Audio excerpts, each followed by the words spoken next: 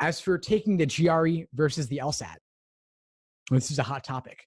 So more and more schools are taking the GRE after Harvard took it. Then other schools started following suit more. But I wouldn't recommend it because it doesn't have the same demonstrated correlation with first-year law school grades. And for most applicants, the LSAT is really a better way to go.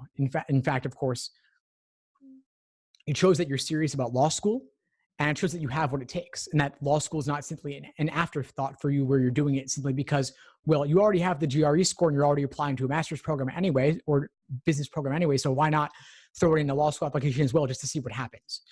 The LSAT, because it's exclusively for law school, it shows that you're serious about pursuing law school specifically, and it also proves that you have the ability to do well in it because it's strongly correlated with first-year law school grades, and the GRE has not been shown to the same extent. Also, fewer than 5% of applicants are accepted with GRE scores relative to LSAT scores. And so it's a small, very small minority of students that are actually getting in with GRE specifically, and it's mainly reserved for special cases where someone has a really strong work background, or let's say they're experienced in the hard sciences, and so that's why they've taken the GRE. Maybe they've done a master's in something science or math related.